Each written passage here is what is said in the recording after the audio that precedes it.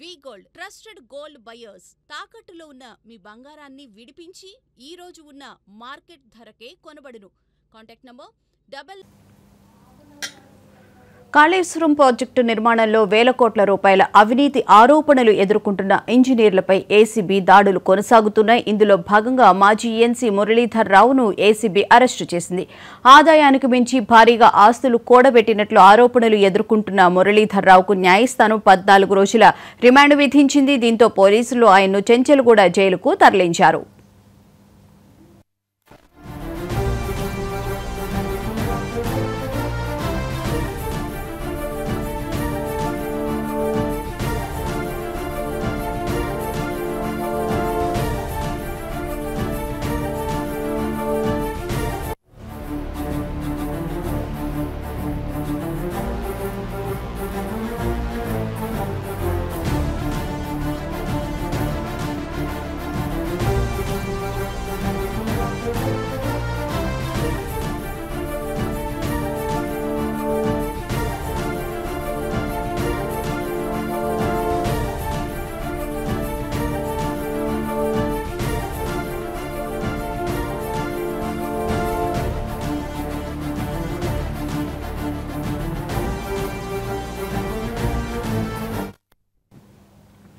కాళేశ్వరం ప్రాజెక్టును ఏటీఎంలా వాడుకునే ఇంజనీర్లు వేల కోట్ల రూపాయల అక్రమాస్తులు కూడబెట్టినట్లు ఏసీబీ దర్యాప్తులో వెల్లడైంది. ఇప్పటికే ఈ కేసులో 4 ఈఎన్సీలు, 3 ఎస్ఈలు, 10ల సంఖ్యలో డీఈలు, ఏఈలు ఏసీబీ వలలో చిక్కుకున్నారు. హరిరామ్ ఇంట్లో 200 కోట్ల రూపాయల సొమ్ము, నూనె శ్రీధర్ వద్ద 200 కోట్ల అక్రమ ఆస్తులు గుర్తించారు.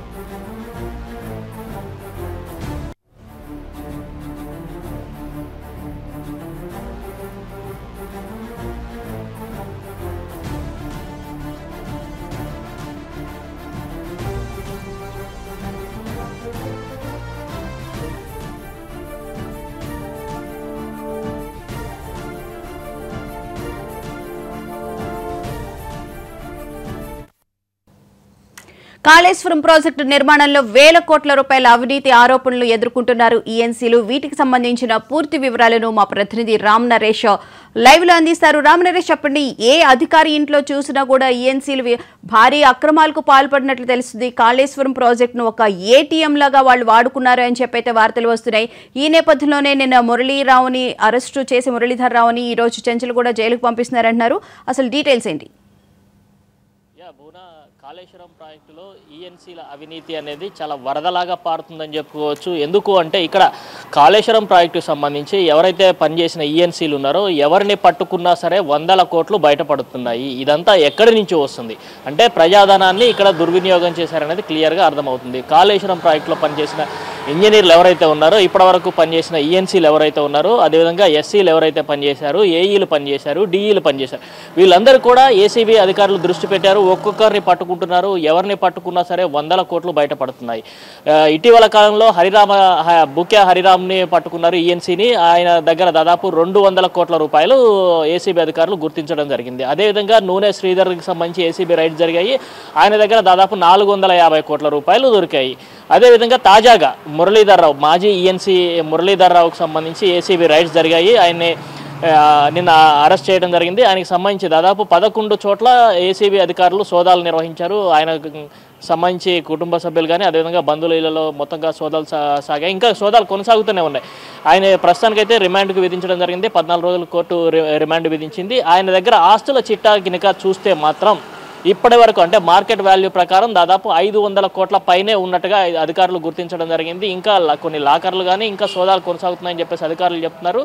ఎక్కడ పట్టుకున్నా సరే ఏది 10ల కొద్దీ ఇళ్ల స్థలాలు కానీ, అదేవిధంగా భవనాలు, అదేవిధంగా బంగారం, అదేవిధంగా కార్లు, ఖరీదైన కార్లు, ఇవన్నీ కూడా అధికారులు గుర్తించడం జరిగింది. అంటే ఇక్కడ పనిచేసిన ఏ అధికారి అయినా సరే కాళేశ్వరం ప్రాజెక్టుకు సంబంధించి బ్యారేజీలు కానీ, అదేవిధంగా ప్రాజెక్టులు 3 ప్రాజెక్టులకు సంబంధించి పనిచేసిన ఏ అధికారి చూసినా సరే 100 కోట్లు సంపాదించారు. వీళ్ళంతా ఎక్కడి నుంచి సంపాదించారు, ఎలా సంపాదించారు, దీనిపై ఇప్పుడు ఏసీబీ అధికారులు ప్రత్యేకంగా దృష్టి సారించారని చెప్పుకోవచ్చు. కాళేశ్వరం ప్రాజెక్టులో అవకతవకలు జరిగాయి అని చెప్పేసి కాంగ్రెస్ ప్రభుత్వం అధికారంలోకి వచ్చాక ఒక కమిషన్ అయితే ఏర్పాటు చేయడం జరిగింది. ఆ కమిషన్ దీనిపై విచారణ జరుపుతుంది. దీనికి సంబంధించి ఈ నెల 27వ తేదీన దీనికి సంబంధించిన తుది నివేదిక ఇచ్చేందుకు సిద్ధమవుతుంది. దీంట్లో పనిచేసిన అధికారులందరినీ కూడా వాళ్ళు విచారించారు.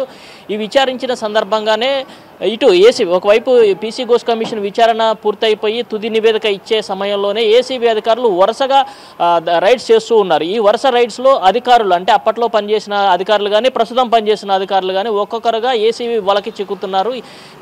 అంటే వలలో పడ్డ ఒక్కొక్కరి దగ్గర నుంచి 100 కోట్ల రూపాయలు బయటపడుతున్న పరిస్థితి. అంటే వీళ్ళు కాళేశ్వరం ప్రాజెక్టుని ఏటీఎం లాగా వాడుకున్నారనేది క్లియర్గా అర్థమవుతుంది.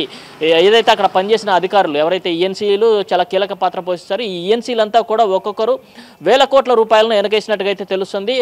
అందులో కాంట్రాక్టర్లతో పాటు ఇదే విధంగా బినామీ కాంట్రాక్టర్ల అవతారం ఎత్తినట్టు కూడా తెలుస్తుంది. వీళ్ళే కొంతమంది కాంట్రాక్టర్ల అవతారం ఎత్తేసి అక్కడ చేసిన పనులను తీసుకోవడం కానీ, అదేవిధంగా ప్యాకేజీలను పెంచేసి దానికి సంబంధించిన అమౌంట్ ఏదైతే ఉందో వాళ్ళ చేతుల్లోకి మళ్లించుకోవడం కానీ ఇవన్నీ జరిగినట్టుగా అధికారులు గుర్తించడం జరిగింది. అందులో భాగంగానే ఒక్కొక్కరు విల్లాలు కానీ, స్థలాలు కానీ, భవనాలు కానీ ఇట్లా పెద్ద సంఖ్యలో కొనుగోలు చేశారు. అదేవిధంగా డబ్బు కూడా చాలా పెద్ద ఎత్తున దొరుకుతుంది. అదేవిధంగా బంగారం కూడా వీళ్ళకి సంబంధించిన ఆస్తుల చిట్టాలో బంగారం కూడా పెద్ద ఎత్తున దొరుకుతుంది. అంటే ఎక్కడ ఏసీబీ రైడ్స్ ఈ కాళేశ్వరం సంబంధించిన అధికారుల ఇళ్లలో ఎక్కడ ఏసీబీ అధికారులు రైడ్ చేసినా కూడా 1000 కోట్ల ఆస్తులు బయటపడుతున్నాయి. ఇదంతా ఎక్కడి నుంచి వస్తుంది అంటే కాళేశ్వరం ప్రాజెక్టు నిర్మాణ సమయంలో ప్రజాధనాన్ని వీళ్ళంతా అధికారులు పూర్తిగా దుర్వినియోగం చేసినట్టుగా అయితే క్లియర్గా అర్థమవుతుంది. వీళ్ళు పనిచేసిన అంటే ఏ ఒక్క అధికారిని పట్టుకున్నా సరే మినిమం 200 కోట్ల పైన వస్తుందంటే ఇదంతా ఎక్కడి నుంచి వచ్చింది అంటే కాళేశ్వరం ప్రాజెక్టుని వీళ్ళు ఏటీఎం లాగా వాడుకున్నారు. కాంట్రాక్టర్లు కానీ అదేవిధంగా దీనికి సంబంధించి ఏదైతే నిర్మాణ సంస్థకు సంబంధించి పనులు ఏవైతే ఉన్నా ఆ పనుల ప్యాకేజీలను పెంచేసి వీళ్ళంతా కూడా దోచుకున్నట్టుగా అయితే క్లియర్గా బయటపడుతున్న పరిస్థితి అయితే ఉందని చెప్పుకోవచ్చు. తాజాగా మురళీధర్రావు దగ్గర సంబంధించి సోదాలు చేస్తుంటే అధికారులు విస్తుపోయే విషయాలు బయటపడుతున్నాయి. ఎందుకంటే హైదరాబాద్తో పాటు చుట్టుపక్కల ప్రాంతాల్లో ఆయన భారీ ఎత్తున ఆస్తులు కొనుగోలు చేశారు. అదేవిధంగా జహీరాబాద్లో ఒక పవర్ సోలార్ ప్లాంట్ ఉంది. అదేవిధంగా ఇటు ఖమ్మంలో కానీ, ఇటు కోదాడలో కానీ ఎక్కడ చూసినా సరే ఆస్తులు అంటే స్థిరాస్తులు కానీ, చరాస్తులు కానీ పెద్ద ఎత్తున కొనుగోలు చేశారు. భవనాలు కొనుగోలు చేశారు. మోకిలాల్లో దాదాపు 6500 గజాల స్థలం ఆయన పేరు మీద ఉంది. అంటే ఇట్లా విపరీతంగా ఆస్తులు కొనుగోలు చేయడం చేశారు. అదేవిధంగా తన కొడుకు ఏదైతే హర్ష కన్స్ట్రక్షన్ ఉందో ఆ హర్ష కన్స్ట్రక్షన్ పేరు మీద కూడా పెద్ద ఎత్తున నిధులు అంటే దీనికి సంబంధించిన నిధులను ఆ దాంట్లో కూడా మళ్లించినట్టుగా అయితే తెలుస్తుంది. ఈ వ్యవహారాలన్నిటిపై అధికారులు దృష్టి సారించి దాదాపు 11 చోట్ల ఏసీబీ రైడ్స్ నిర్వహించారు. పెద్ద ఎత్తున ఆస్తుల చిట్టాన్ని బయటపెట్టడం జరిగింది. మరికొన్ని చోట్ల ఇంకా సోదాలు కొనసాగుతున్నాయని, ఇంకా ఆస్తుల వ్యవహారం బయటకు వచ్చే అవకాశం ఉందని చెప్పేసి తెలుస్తుంది. మొత్తంగా చూసుకుంటే కాళేశ్వరం ప్రాజెక్టులో పనిచేసిన అధికారులు దాదాపు ఇప్పటివరకు చేసిన అధికారులు ఎవరైతే ఉన్నారో ఈఎన్సీలుగా హరిరామ్ కానీ, అదేవిధంగా నూనె శ్రీధర్ కానీ, అందులో పనిచేసిన విజయ్ కుమార్ కానీ, వెంకటేశ్వరరావు కానీ వీళ్ళంతా కూడా పెద్ద ఎత్తున అవినీతికి పాల్పడ్డారని చెప్పేసి ఏసీబీ అధికారులు గుర్తించారు. అందులో భాగంగా రైడ్స్ కొనసాగిస్తుంటే దీంట్లో విస్తుపోయే విషయాలు బయటపడుతున్నాయి. ఇంత ఆస్తులు అంటే ఒక్కొక్కరి దగ్గర 200 కోట్ల పైన ఆస్తులు ఎక్కడి నుంచి వచ్చాయి అని చెప్పేసి అయితే అధికారులు ఆరాధిస్తున్నారు. దీనికి సంబంధించి దీని వెనక అంటే అధికారులు ఈ స్థాయిలో అవినీతికి పాల్పడితే దీని వెనక సూత్రధారులు ఎవరు, పాత్రధారులు ఎవరు, అంటే దీని వెనక ఎవరైనా పెద్దలు ఉన్నారా, దీనికి సంబంధించి ఏసీబీ అధికారులు అయితే ఆరాధిస్తున్నట్టు తెలుస్తుంది. త్వరలోనే దీనికి సంబంధించిన అన్ని వ్యవహారాలు బయటకు వచ్చే అవకాశం ఉంది. ప్రభుత్వం దీనిపై కాళేశ్వరం ప్రాజెక్టులో ఏదైతే అవినీతి జరిగిందని చెప్తుందో ఆ అవినీతికి సంబంధించి ఏసీబీ అధికారులు ప్రత్యేకంగా దృష్టి సారించారు. అప్పట్లో పనిచేసిన ప్రతి అధికారిపై ఏసీబీ అధికారులు ప్రత్యేకంగా దృష్టి పెట్టారు. అందులో భాగంగా ఒక్కొక్కళ్ళని అంటే వాళ్ళకి దృష్టికి వచ్చి ఎవరైతే అవినీతికి పాల్పడ్డారో ఆరోపణలు వచ్చినాయి ఆరోపణలకు సంబంధించి ఒక్కొక్కరిని అంటే వల వేసి పట్టుకొని ఒక్కొక్కరి దగ్గర నుంచి డబ్బులు అంటే వాళ్ళ దగ్గర ఉన్న ఆస్తులు ఏమేమి ఉన్నాయి ఏంటని ఆ చిట్టా అంతా కూడా బయటపెడుతున్న పరిస్థితి ఉందని చెప్పుకోవచ్చు. కాళేశ్వరంలో పనిచేసిన ప్రతి అధికారి దగ్గర ఇప్పుడు ఎవరిని కదిలిచ్చినా సరే పెద్ద ఎత్తున ఆస్తుల చిట్టా బయటపడుతుంది. అంటే ఇక్కడ ఏదైతే ప్రాజెక్టు నిర్మాణ సమయంలో ప్యాకేజీలను ఇష్టానుసారంగా, అంటే ప్రధానంగా ఇక్కడ ఈఎన్సీలదే కీలక పాత్ర ఉంటుంది. వాళ్ళు ప్యాకేజీలను ఇష్టానుసారంగా పెంచడం జరిగింది. ప్యాకేజీలను పెంచేసి కాంట్రాక్టులు, అంటే కాంట్రాక్టులకు ఎక్కువ మొత్తంలో ఇవ్వడం, వారి దగ్గర నుంచి ముడుపులు తీసుకోవడం కానీ, అదేవిధంగా కొంతమంది ఈఎన్సీలు బినామీ కాంట్రాక్టర్ల అవతారం ఎత్తేసి పెద్ద ఎత్తున ఈ నిధులన్నింటినీ కూడా తమ చేతికి మళ్లించుకోవడం జరిగింది. చెప్పండి పూనం.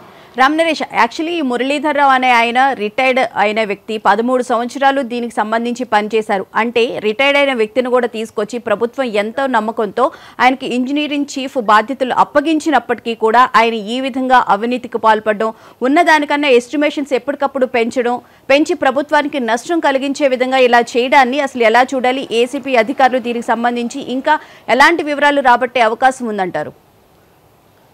ఇక్కడ ఏదైతే మురళీధర్రావు వ్యవహారం ఉందో, ఈ మురళీధర్రావుకు సంబంధించి ఏసీబీ రైడ్స్లో విస్తుపోయే విషయాలు బయటకు వస్తున్నాయని చెప్పుకోవచ్చు. ఎందుకంటే ఈయన రిటైర్ అయ్యారు. రిటైర్ అయిన తర్వాత ప్రభుత్వం ఈయన తీసుకువచ్చింది. అంటే ఎక్స్పీరియన్స్డ్ పర్సన్ అని చెప్పేసి ప్రభుత్వానికి చేయూతగా ఉంటాడన్న ఉద్దేశంతోనే ఆయన తీసుకొచ్చి ఈఎన్సీ బాధ్యతలు అప్పగించారు. అయితే ఈఎన్సీ బాధ్యతలు అప్పగించి కాళేశ్వరం లాంటి పెద్ద ప్రాజెక్టును ఆయనకు అప్పగించినప్పుడు దీనికి సంబంధించి ఎస్టిమేషన్స్ పెంచడం కానీ, అదేవిధంగా పనుల ప్యాకేజీ వ్యవహారంలో పెద్ద ఎత్తున ముడుపులు తీసుకున్నారనే ఆరోపణలు ఎక్కువగా వచ్చాయి. ఆ ముడుపుల వ్యవహారంతో పాటు బినామీ కాంట్రాక్టర్ అవతారం ఎత్తారని కూడా ఒక ఆరోపణ అయితే ఉంది. దీనికి సంబంధించే ఏసీబీ అధికారులు ప్రత్యేకంగా దృష్టి పెట్టడం జరిగింది. తన కొడుకు సంబంధించిన కన్స్ట్రక్షన్ పేరుతోనే ఇక్కడ ఎక్కువగా బినామీ కాంట్రాక్టులు నిర్వహించారని చెప్పేసి ఆ అమౌంట్ అంటే ప్రజాధనం, కాళేశ్వరానికి ఉపయోగించాల్సిన ప్రజాధనాన్ని ప్యాకేజీలు పెంచేసి ఆ ప్యాకేజీలకు సంబంధించిన అమౌంట్ మొత్తాన్ని కూడా దీనికి ఏదైతే తన కొడుకు సంబంధించిన కన్స్ట్రక్షన్ కంపెనీ ఉందో ఆ కన్స్ట్రక్షన్ పేరు మీద మార్చుకోవడం జరిగింది. అక్కడి నుంచే నిధులు బదలాయింపు జరిగిందంటే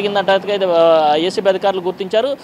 దానిలో భాగంగా అంటే అక్కడికి నిధులు మళ్లించి ఆ తర్వాత ఆస్తులు కొనుగోలు అయితే పెద్ద ఎత్తున చేసినట్టుగా తెలుస్తుంది. అంటే ఇక్కడ ప్రజలకు సంబంధించి, అంటే ఇక్కడ ప్రభుత్వం ఒక నమ్మకంతో ఎక్స్పీరియన్స్డ్ పర్సన్ ఉన్నాడు, ఆయన తీసుకొస్తే ప్రజలకు మేలు జరుగుతుందని చెప్పి భావించారు. కానీ ఆయన చేసిన పని చూస్తే ఇప్పుడు అంటే ఆయన ఆస్తుల చిట్టా బయటపడుతున్న వ్యవహారం చూస్తే మాత్రం ఈయన ఎంత పెద్ద ఎత్తున అవినీతికి పాల్పడ్డనేది క్లియర్గా అర్థమవుతుంది.